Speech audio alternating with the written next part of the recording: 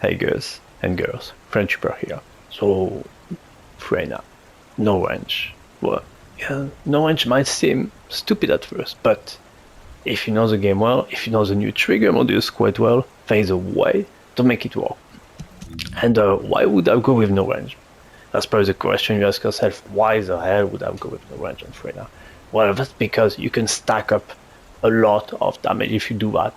And the funny thing is, you'd be surprised at how convenient it is to go without range if you have the right trigger module, basically. And even Contagion on Freyna, very, very convenient to go without it as well.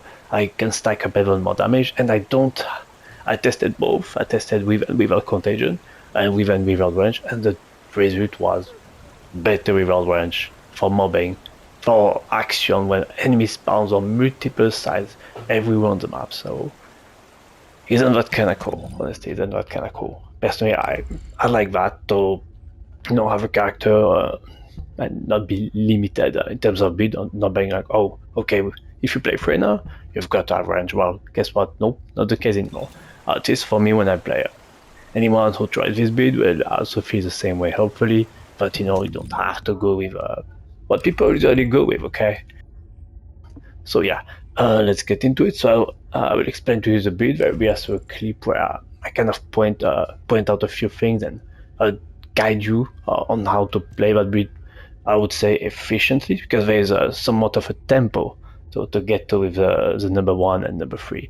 I like to call it tempo because it's pump, So first, Power Beyond.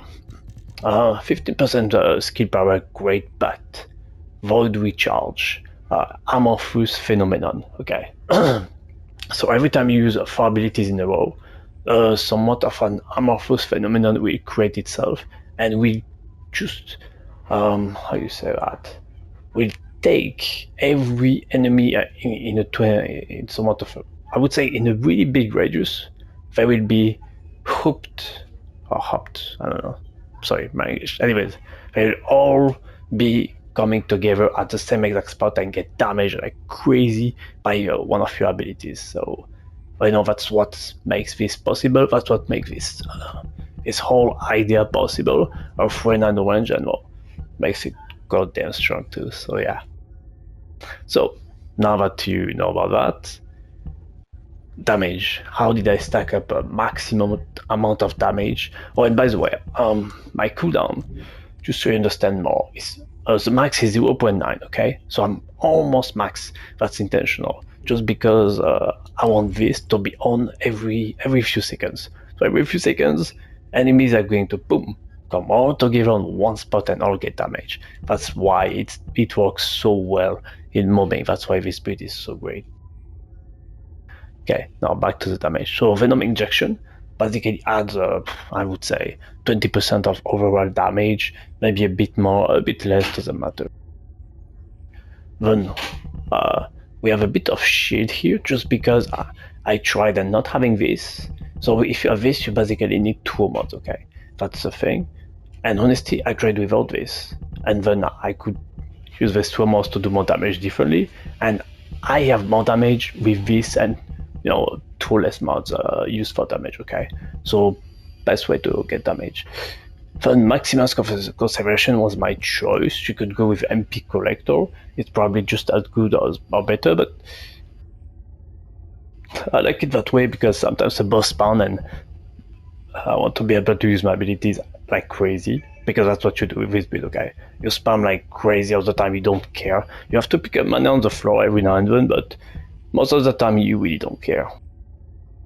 Right, then we have Spear and Shield for extra damage, amplification, both amplification modus, both focus modus for cooldown, so yeah, a whole bunch of damage. Okay, now let's get into the Reactor. So, skill cost and skill cooldown. I think that cooldown and toxic damage would be the best way to go, but that's what I had, and as you will see, it's more than good enough. And it's practical to have a bit of cost, even though it's not the best. So why not? Tactical rifle mounting, by the way. Then here I decided to go with the Plague Auxiliary Power. At first I was having Hunter to have even more cooldown, but honestly, my cooldown is very close to max, and I max it out with the reinforcement, so it didn't feel too different, I would say. Yeah. So those are my rolls, HP, a little bit of shit here. Yeah. Now the arcade tuning, very specific, or maybe not too specific. So I went with Toxic Chain Catalyst, which from my testing was a lot better than everything else, okay? I could be wrong, but I tested both and I was getting like maybe 20k more damage for it in most cases, so I think that's what you should go with if your skill power is really high, okay? And mine is. I got a little bit of duration, which matters more than you would think. A little bit of range, which whatever, you don't really need it, but why not, you know? And yeah, now the inversion reinforcement. So even more cooldown, even more MP, and yeah, a little bit of duration there, because duration is always decent. You don't need much of it, but having a few extra seconds when you are like, well, might come in handy, might be useful, even though it's mostly, I would say, not.